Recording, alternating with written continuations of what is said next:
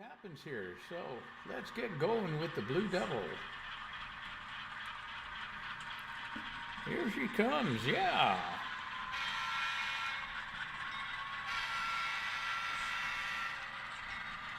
All right. Look at that beauty. So before the switching session starts, we're going to have a look-see as she goes by here.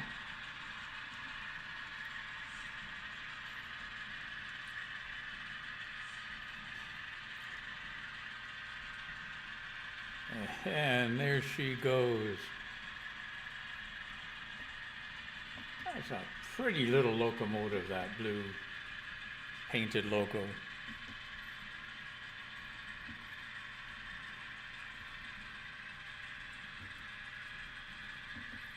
All right.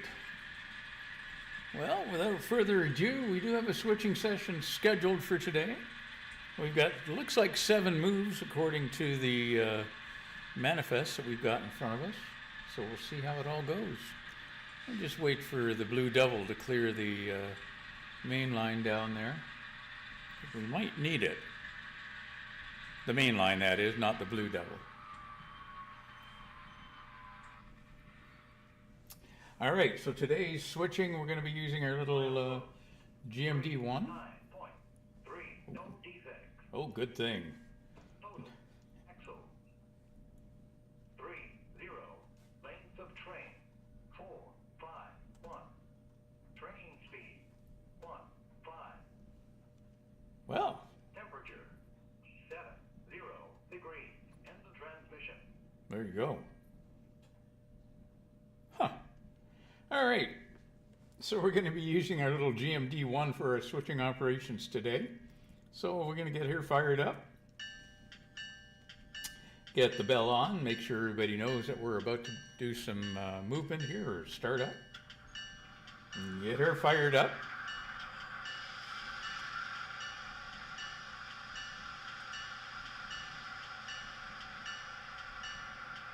Oh, just excuse me for 1 minute. I've got a... sounds like the dryer is running in the background here. Hang on.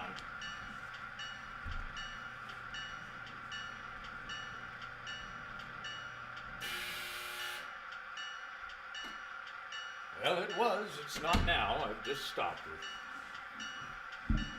All right. The other half told me it'd be done before I started my transmission, but obviously it wasn't finished. So, anyways, we are ready to rock and roll here. So yeah, we've got our little GMD1 fired up and ready to go.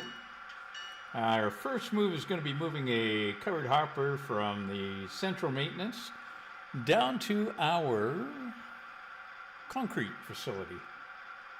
So let's get this party started, shall we?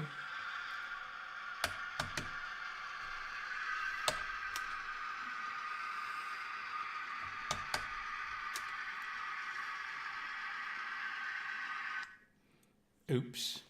Well, that didn't take long, did it? Now, I just ran this local not more than 20 minutes ago, just to make sure all our tracks were clean, etc., etc., and it ran 0 problems. And as soon as I got the camera going, guess what? Ah, well. The joys of live broadcasting.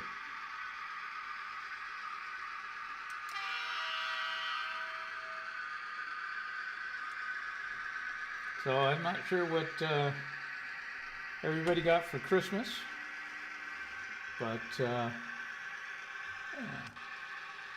Why are we hanging up here? You're spinning your wheels and not going anywhere.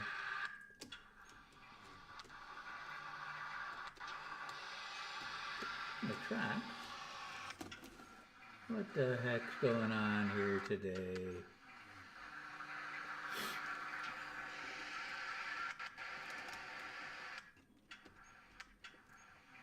Bear with me, folks. Super technical problems here for some reason. Oh, okay. Okay, we may have to switch locos here. Got a little bit of scenery stuck in our gears somehow. Hang on, folks. We gotta do a little surgery here. Sadly, but like I said, the joys of live broadcasting.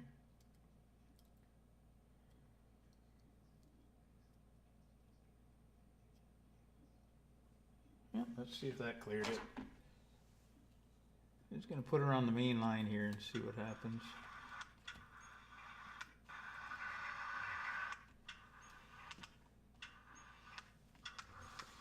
Help if I actually got the wheels on.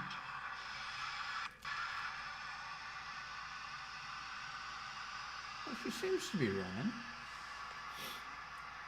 Well, let me get her back on the siding here. Hopefully that solved the problem. If not, then we're going to switch out to a different loco, sadly.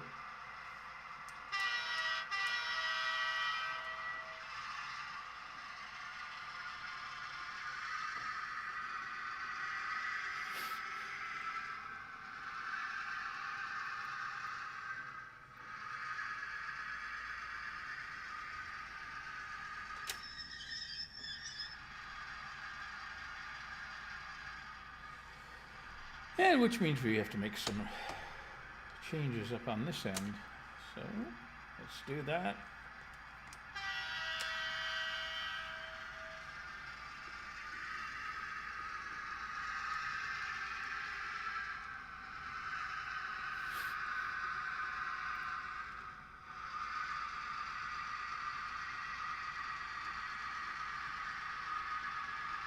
So we got some new fencing installed this past week.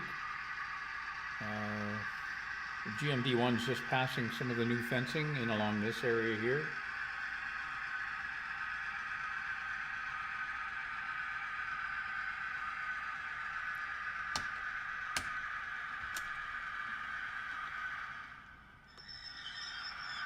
So I've got fencing there. I've got fencing down farther where the cement factory is.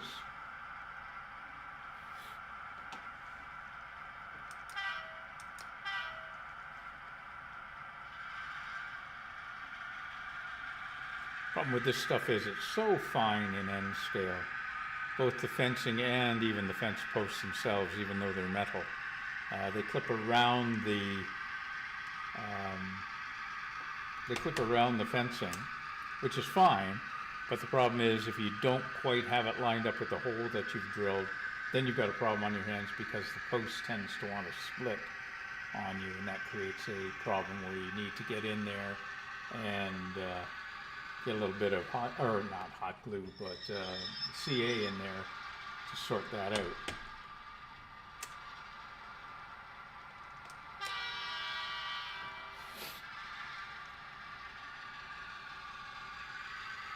So the idea here is today, hopefully, is we're picking up a covered hopper that's sitting at central maintenance. And we're going to take that over to the cement factory. While that thing is moving, we're going to do a quick run of my little commutator cleaner here. See if that helps that section.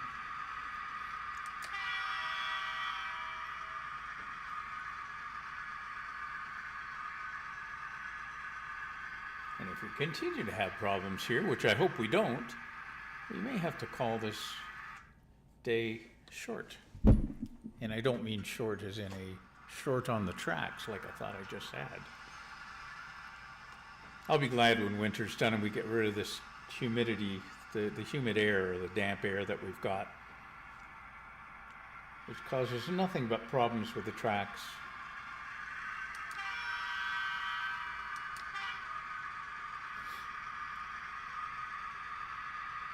But it is what it is. We deal with it. We've got nobody on the stream or in the chat right now. That's fine. As I said to one of my viewers, or typed to one of my viewers in a comment, that I do this regardless if anybody's here or not. Unless things go horribly wrong and I need to end it, which I think I've only ever done that once, that I actually ended a stream earlier than I intended to. Today might be one of those days, too, the way it's going.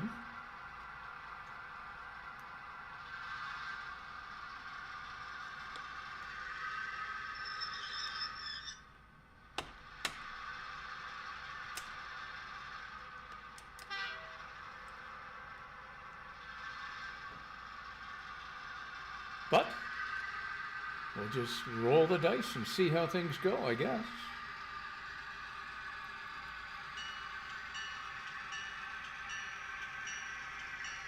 So yeah, we're going to move this guy, this covered hopper.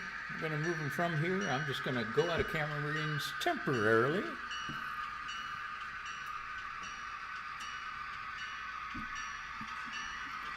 And we're back. I do have some switches I still haven't wired up to be proper remote yet, so I have to unfortunately move to throw those switches still.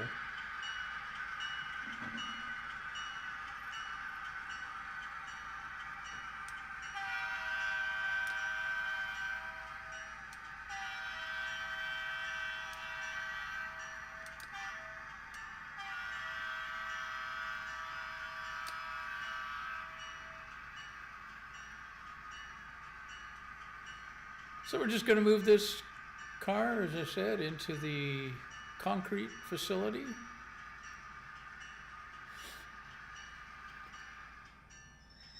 Get him uncoupled. Bear with me, I shall return.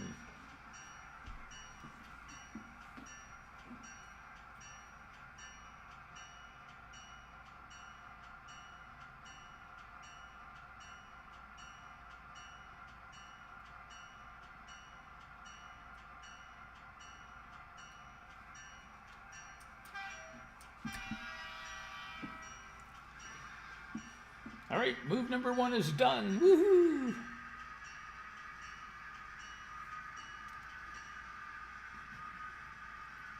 Move number 2, we got to do a little running around with this one.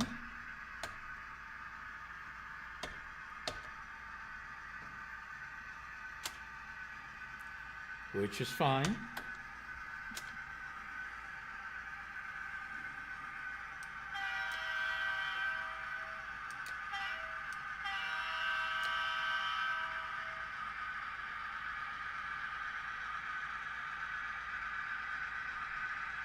Cheers.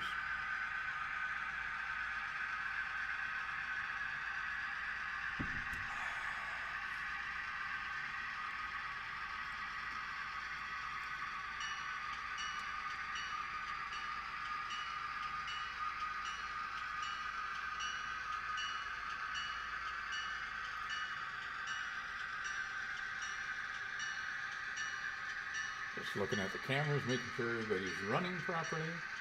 They all appear to be, just as I speak.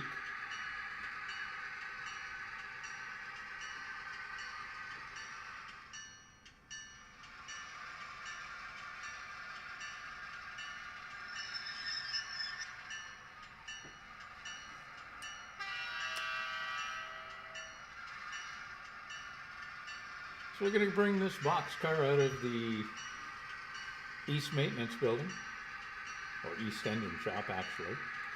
We're going to bring him down to our inside track, and we're going to run the loco around and pick him up on the front end of the locomotive and drag him back and put him into the welding shop.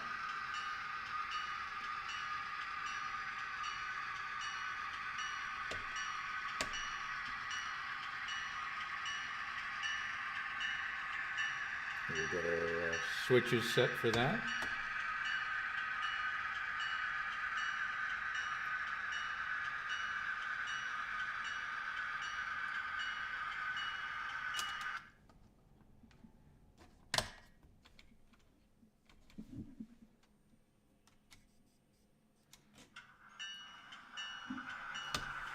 Oh my. Nothing's ever easy.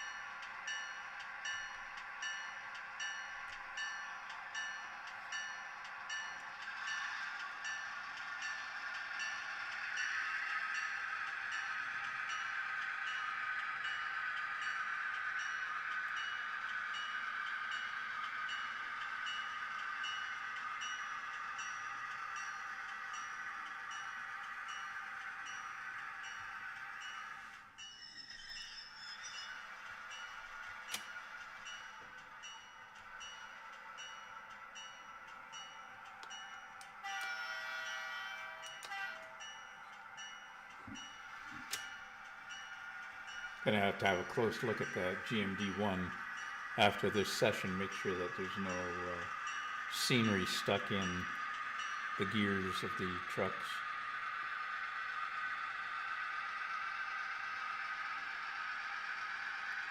Got a little hunk of greenery up in there when we first started. That was why we were not running.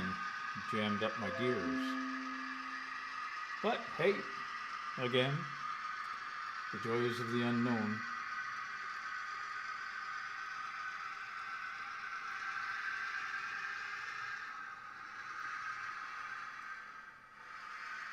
Make sure we're clear of our crossover here. Get our signal, oops, they were set. Get our signal set, run forward.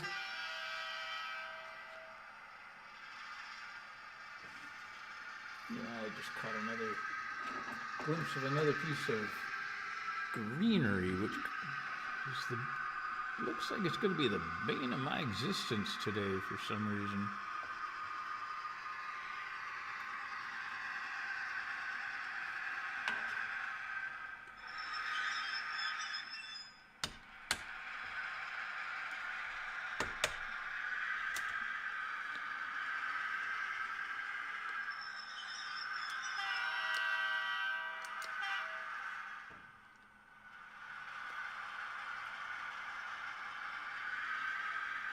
And it looks like the CN crews finally straightened out all the problems they had after Christmas there. The one transport truck has been cleared to the roadway, and it looks like the welding crew has sorted out the problems they were having at the East Engine maintenance shop. The supervisors have gone, or has gone, which is good.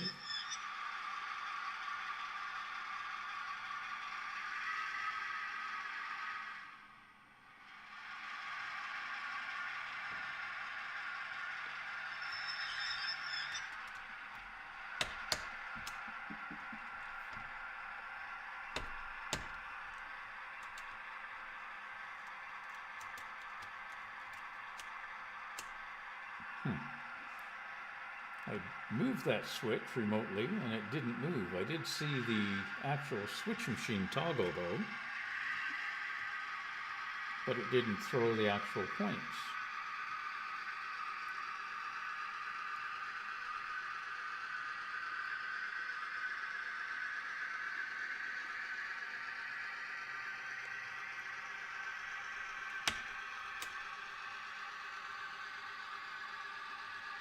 Oh, joy, oh, bliss.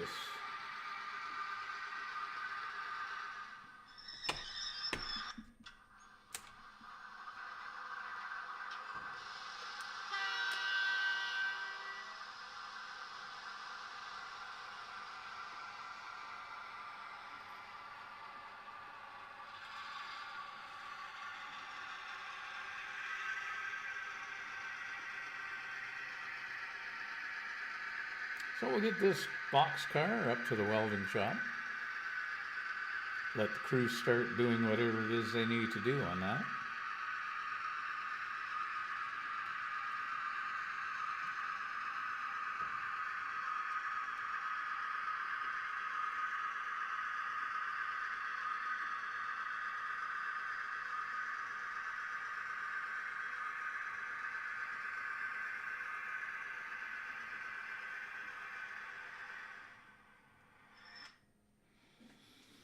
Do, do, do. And that was an unintentional shutdown.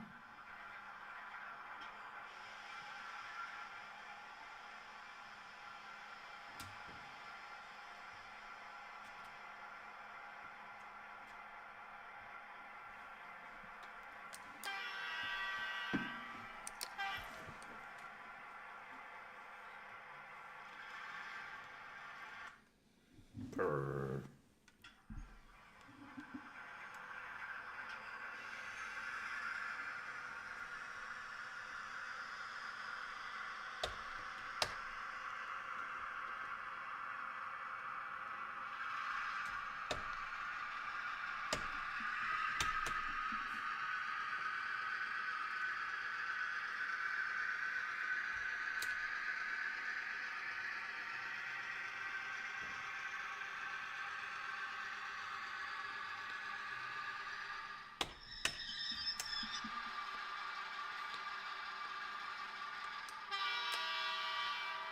Okay, move number 3 is we are picking up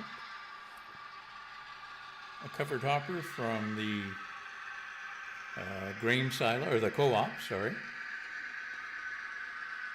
And we're going to be bringing it back down to the grain silos in our central area there. So bear with me while I set up the switches at that end of things.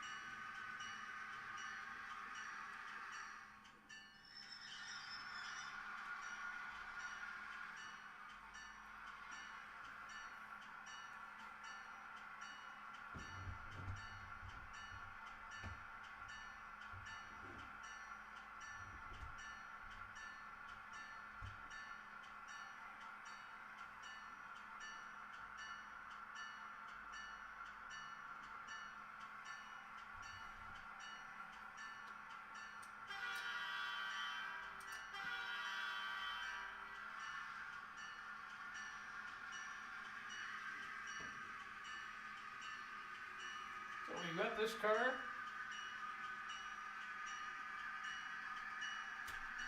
We're going to bring him back up.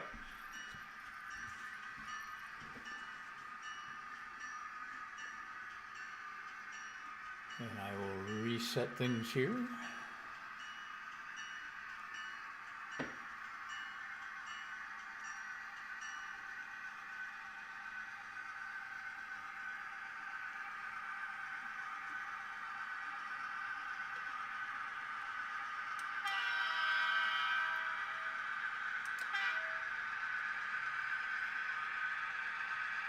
We'll bring this guy up.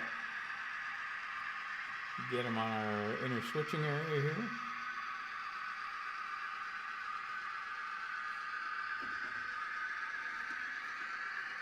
Excuse my boarding house reach. Cheat a little bit, see if maybe I had a bit of dirty track up there, who knows. We are going to find out. So far so good though. Touch on wood.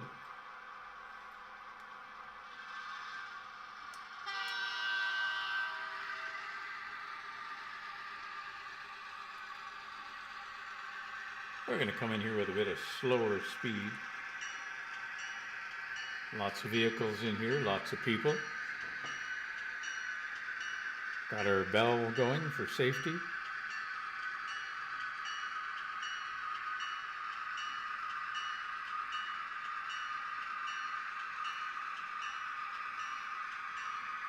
We'll just drop this car off, or stop and drop this car off at the silos here. Looks like a good spot right about there. Keeps us clear of the road crossing. Now I do have to change. This is a Bachmann car. I'm going to have to change out the couplers on that because it's the Bachmann couplers. They tend to not uncouple very well against microtrains.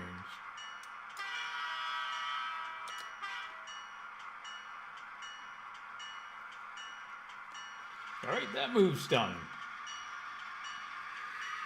Now we got to go pick up a couple of cars. Looks like down on our inbound track. So this will be move number 4 and number 5 on today's switching list. Looks like a tank car and a box car. The tank car is going to be going to our east maintenance building, and the box car is going to be going to cold storage.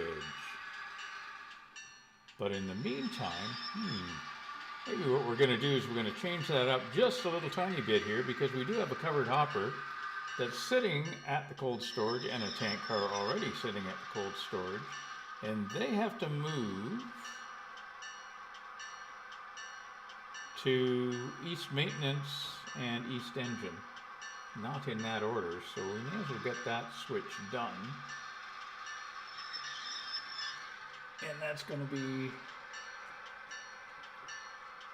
a bit of a pain,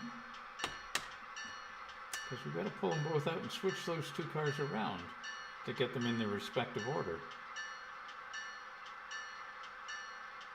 Just looking at the sheet here, the sheet, and sure enough, well, that's what we've got to do. So let's drag these guys out.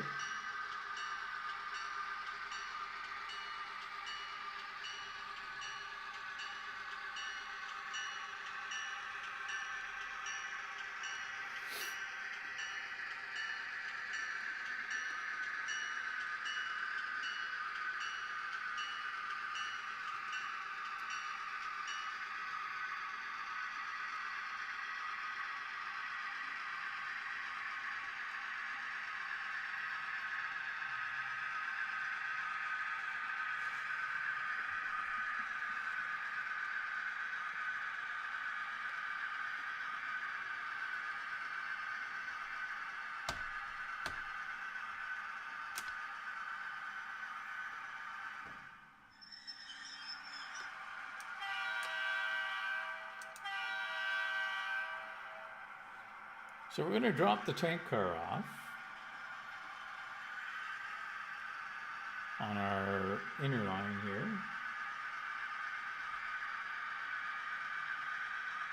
And then we're going to take the small covered hopper and run it around on our main line.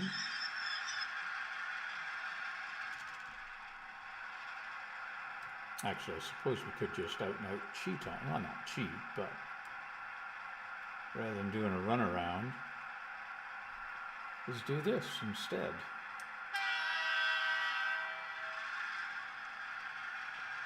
Couple extra moves, but works out the same in the end.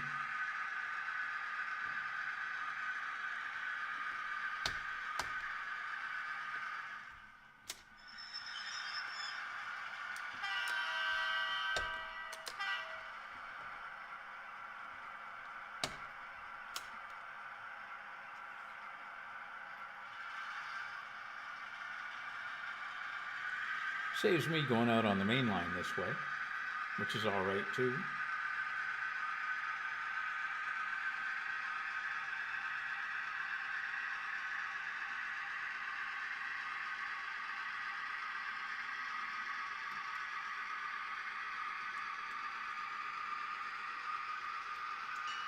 Get our bell going because we've got some people down here.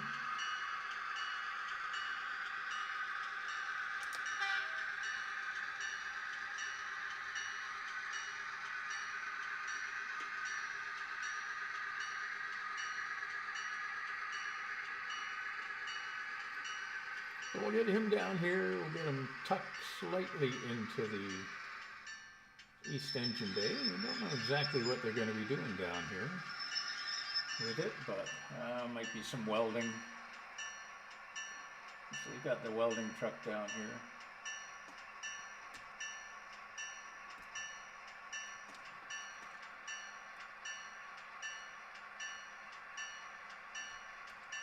Curious, did anybody get the, I'm not sure if I asked this earlier or not, did anybody order up the Rapido mystery box in N scale, or an HO for that matter?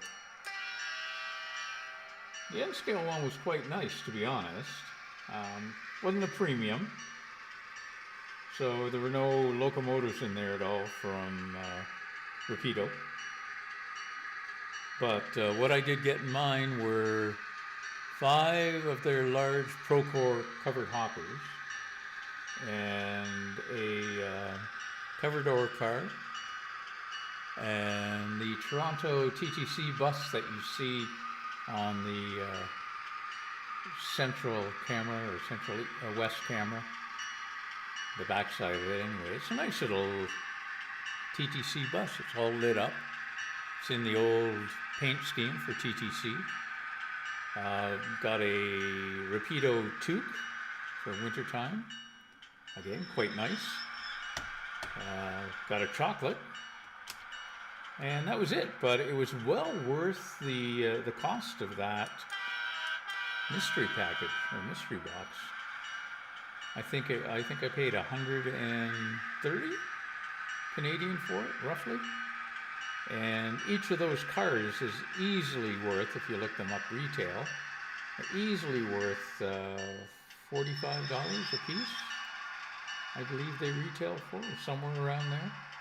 So 5 times that, plus the cost of the cover door, yeah, it was well worth the money.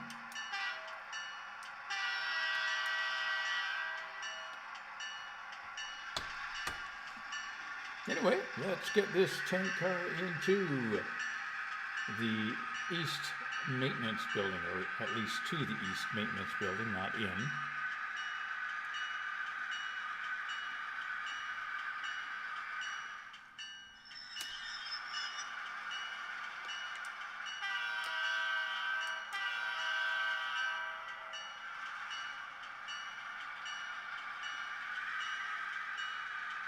So we'll get them up just to the east side of the building there before we uncouple.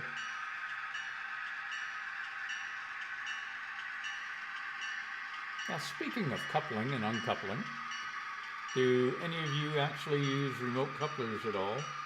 Or do you use the little sticks to uncouple, or a screwdriver, or whatever you have handy, hand of God?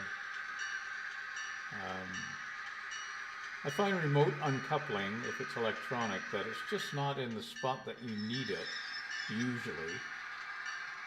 And wherever you place those uncouplers, tend to be in a spot that they're just not conducive to uncoupling at the time that you need to use them. So I'm seriously thinking of cutting off most of my uncoupling hooks on the bottom of my couplers. Because at the club, we've got some areas where the track is nailed down and the nails have worked their way out, and you don't catch them until you get caught on them with the uncoupling hooks there on the end scale stuff.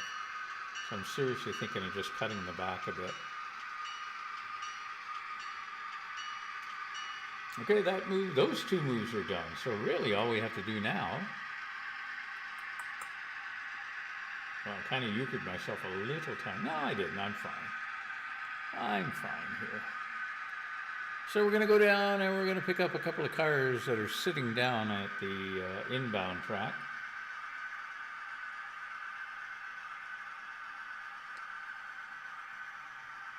We'll pick up the pace a little bit here.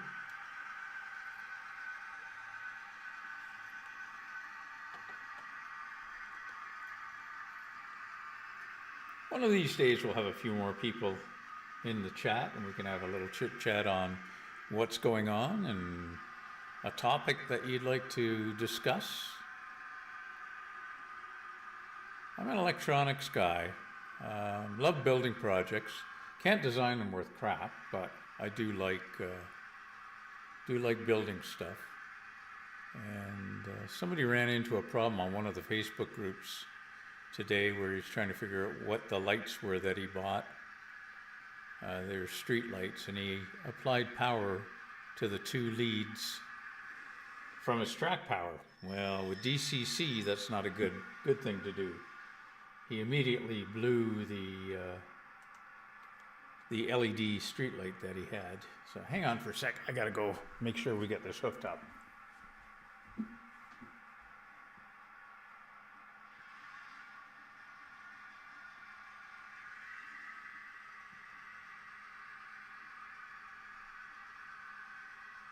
Looks like we got him. Milepost 391. 3, no defect. Total, excellent. 4, length of train. 4, 0. Train speed 7. Temperature 7, 3 degrees. End transmission.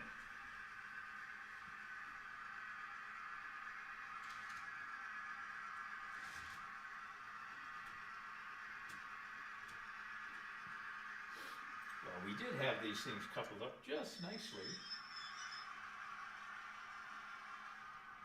And then, for some reason, they decided, yeah, I don't want to play that game.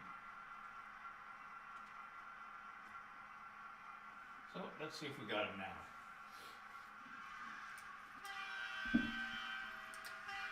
Sorry about that. If you heard that bang, my foot hit the tripod. Didn't mean to do that.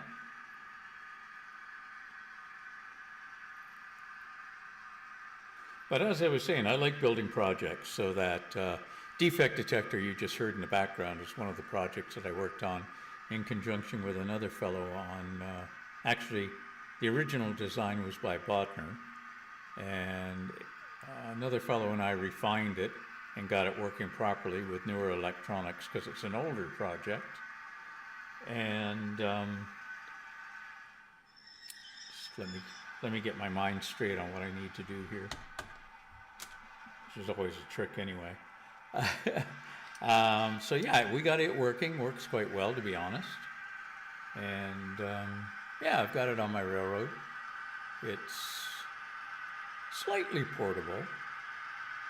I've got it running on a USB power bank to power it. So yeah, I could take it anywhere. And as I was saying, there was a discussion, some guy blew his one of his LED street lights. So I wrote, a little dissertation on that you shouldn't be doing that. That LEDs are DC by default, but you still can't hook them up directly to power. They need a current limiting resistor in them. Otherwise they will blow up. So if you're using 5 volts on your layout for accessories, you want about a 470 ohm current limiting resistor on the wiring. Just one. Could be either on the positive or the negative lead. It really doesn't matter which. And if you're running 12 volts, you're going to want to run about a 1 kilo ohm resistor. Again, it doesn't matter which lead it's on. But you need those in there just to help drop the current to a usable level for the LEDs. Otherwise, you'll constantly be blowing up your LEDs. And unless you're really good with electronics, repairing the project or whatever it was that got blown up to take the LED out and get a new LED to put in there is usually more work than it's worth buying a new one, a fully assembled new one. And I mean, the LEDs we're dealing with in many, many cases on this stuff are ultra tiny. The majority of stuff we use in N scale for block detection LEDs is usually a 3mm LED. I've got a project I'm just working on right now that's using, I've designed it to use a 1.8mm LED and possibly smaller. And what I mean by smaller is a 2mm by 1.2mm LED. And it's about the size of the head of a pin. So it's not very big. But again, when you're dealing with N scale, you almost have to go as small as possible to keep the lighting realistic looking and not out of place. But while it's great, small electronics, the stuff is fragile, both from a handling perspective and from a power perspective. So you do want to be careful when running LEDs. Oops, didn't mean to get you going forward there. Sorry about that.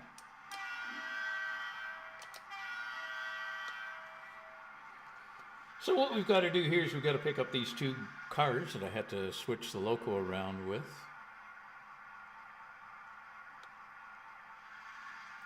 And we're going to get the tank car to East Maintenance. So the little white car here, he's got to go to the East Maintenance where we've got that black tank car. And the box car has got to get moved to the cold storage facility. And that will ultimately wrap up today's switching session.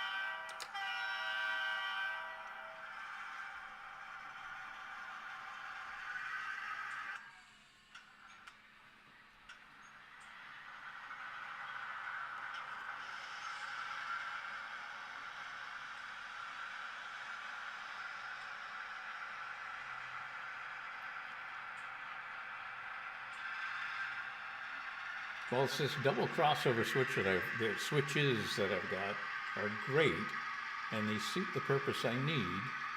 I do tend to have continuity issues with, or contact issues with, the trucks of the locomotive, and I'm not sure if it's the frog or the little plastic piece there. I'm gonna have to have a real close look at them one of these days and see if some of my contact cleaner can get down in where the switch mechanism is and lubricate up and contact clean those contacts for me. The points, that is, not the contacts of the actual switch. But that was silly.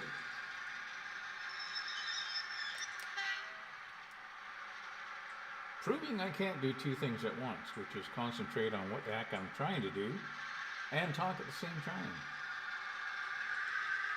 Hand of God will move these guys back into place. Beautiful.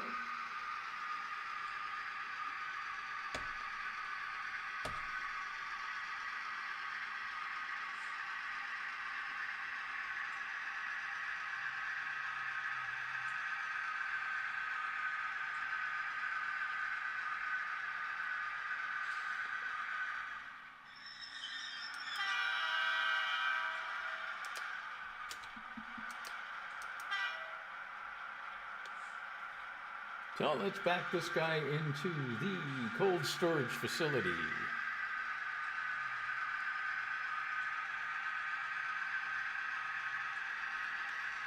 And what I might do before I sign out of this is I'm going to grab some LEDs just to show you the sizes that I was talking about. And one way you can actually test LEDs without building a whole circuit and worrying about resistors is if you get the coin batteries, like 2030, 2030 size, large watch batteries I'll call them. I'll show you those in a second. So let me get this guy uncoupled. There we go. Move this loco forward. And I'm just going to park them on the siding where the East Maintenance building is here, I think. So bear with me for another couple of seconds.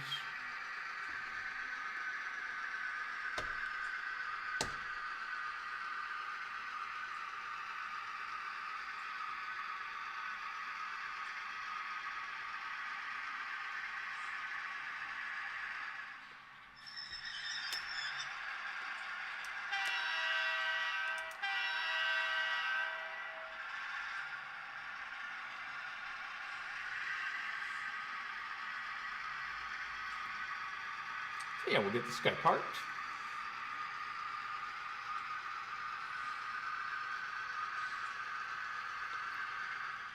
We'll park him there. And just give me a moment. I'll shut him down. Hold that thought, people. I'll be right back.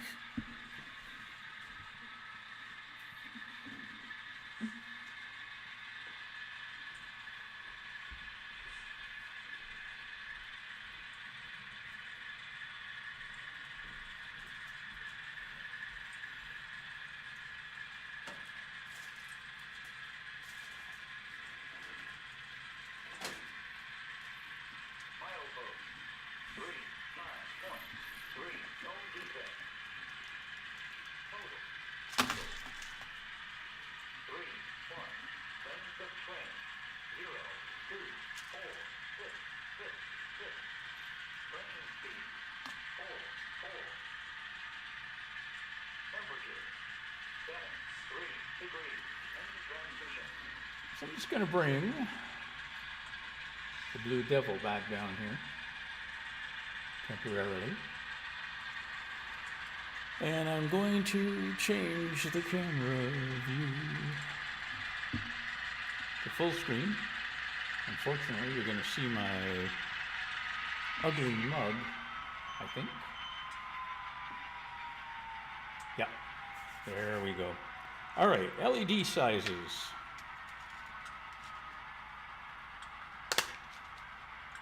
This guy, I hope you'll be able to see him.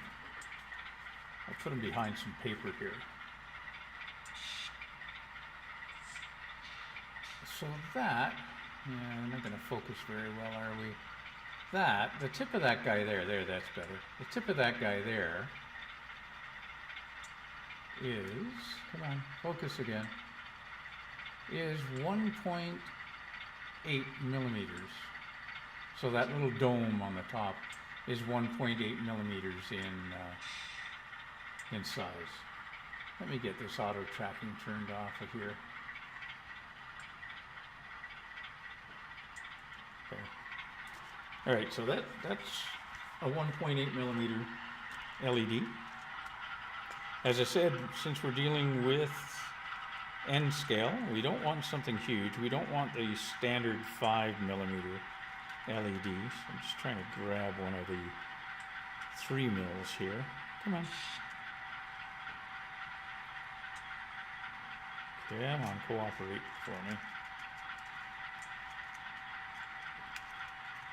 I don't want to spill them all. I'll be picking them up for hours. Okay, so by comparison, this is a 3 millimeter. Wherever the camera, there's the camera. So that's a 3 millimeter LED. Come on, focus. Focus, focus, focus. Can I refocus another way here? Give me a second. Let me, oh, maybe I can do it this way. Nope, that didn't work. How about that one? That one better? That one might work. So, that's a 3mm LED.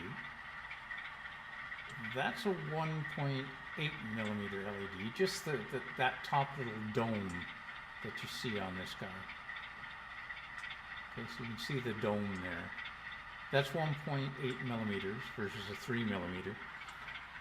And then I said the other ones that I'm going to be working on, which are ideal for N scale, but the problem is they are super, super tiny. And just let me get rid of these guys so I don't lose them or mix them up. These are called 0805 LEDs.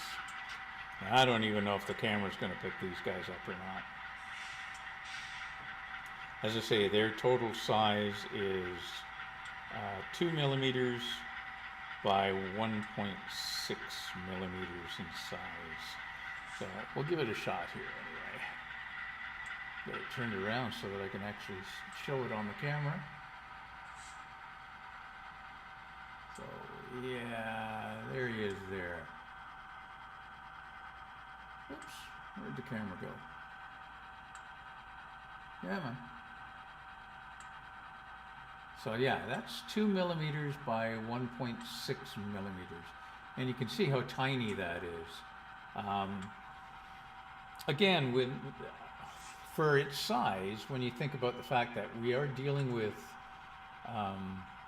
N scale, and things are so much smaller, we need to have tiny LEDs to at least look like they're in scale or be close to in scale for us when we deal with lighting. Now, I'll show you an example here. I'm just going to turn off the auto tracking.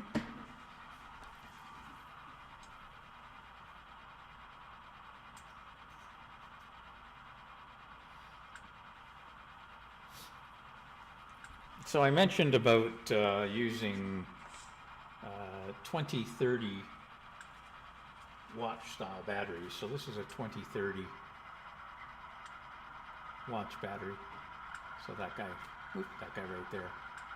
And you can easily test an LED using those. So I'll pull one of them out of here and drop it on the floor accordingly.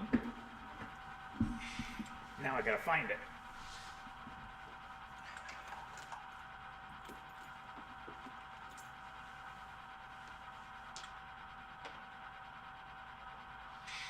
And it's gone. How can I lose it?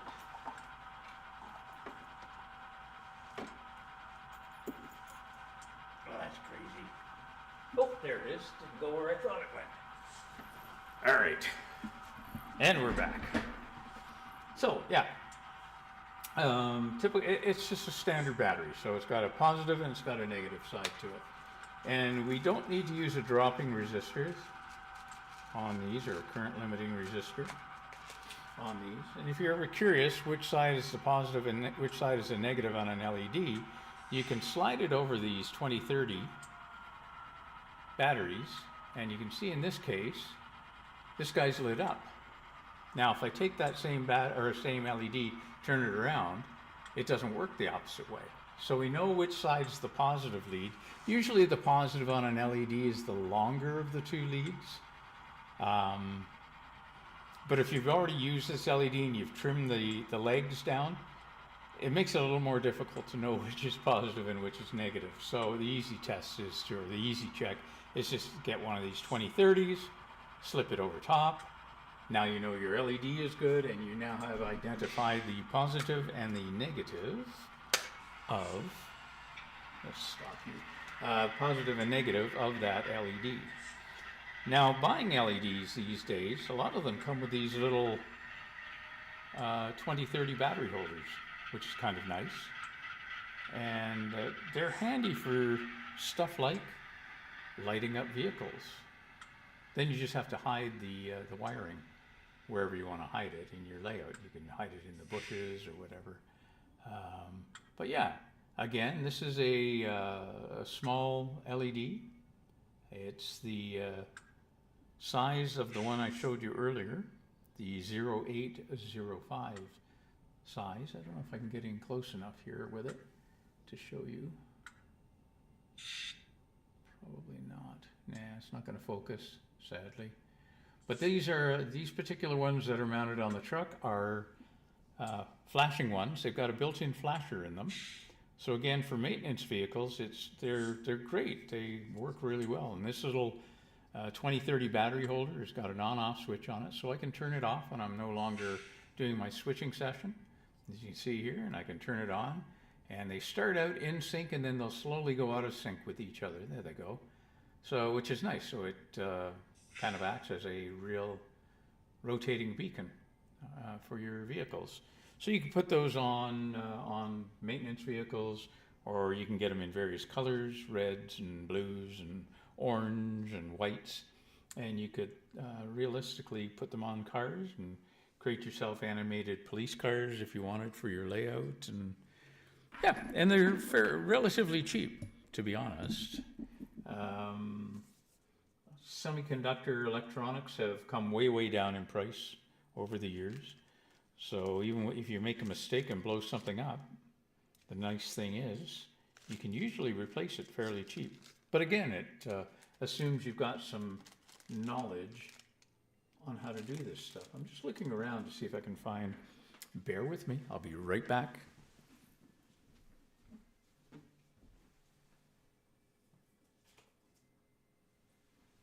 Yeah, so I've got an example here, very similar to the street light that the guy on the Facebook forum blew up. Though his was a proper street light, this one happens to be a parking lot style light, but it's got two little mini LEDs in there. And the wires, they're using what they call magnetic wire, and it's a misnomer, to be honest. But what they do is they run the wiring down through a tube on this thing. It's got two blue wires and two red wires. And I'm going to see. We'll try it this way. I'm going to disconnect the wires from that truck that I just showed you. There we go. And I'm going to see if I can, in my poor lighting conditions, lighting conditions down here are actually great. I just have everything turned off, other than my floodlights for the layout. So get those guys in there, and we'll get these guys in here, and we'll check. Nope, backwards. Hey, remember I said you're not going to hurt them if you hook them up backwards, at least with the 2030 battery.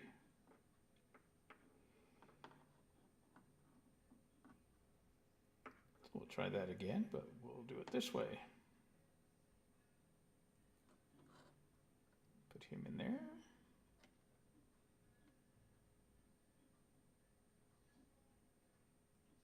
Put him in there.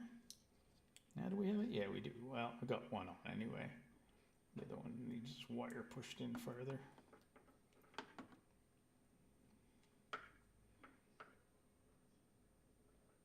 Yeah, so on the 2030, we can check. There's our little parking lot light now, lit up. And again, we can control that on and off through the switch that's on the little battery holder here. Now I've got because I use these actually in the parking lot down at the far end by the co-op and the cement factory. And what I've done is I have 12 volts coming into my layout on an accessory line. Then I run it through what's called a buck converter, and I can actually control the voltage on that buck converter. And I bring it down, the 12 volts, I bring it down to 5 volts. And that's the voltage that I run any of my accessories for my layout at.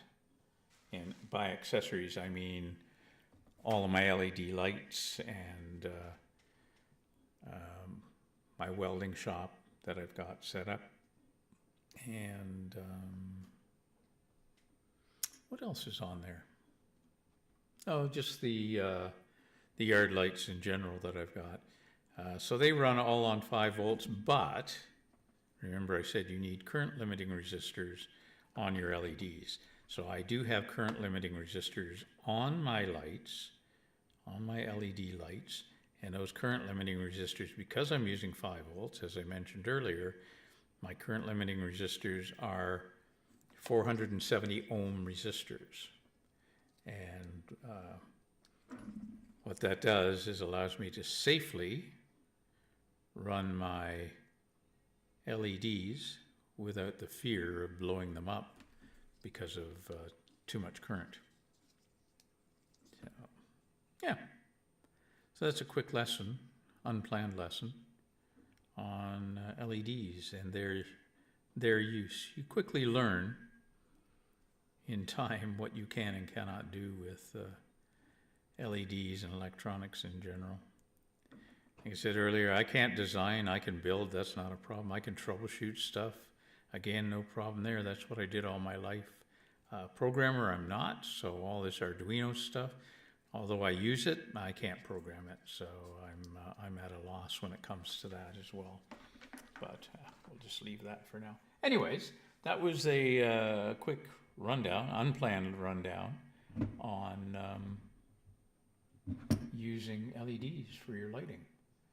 And the trouble that one gentleman had today when he hooked up his street light to the track power. Because if you're running DCC, your track power is not realistically DC. It's a sine wave of on and off signals. So it's more like an AC signal than it is a true DC signal. That's why it's also important you don't hook your LEDs up directly unless you're going to use current limiting resistors on them. Anyway, I hope everybody has a great day and stay safe out there if you're driving. We're still dealing with snowy conditions, well, at least in southwestern Ontario we are. And I need you all to be safe through the new year. Anyway, take care, stay safe, and happy model railroading. Take care, everyone. Cheers.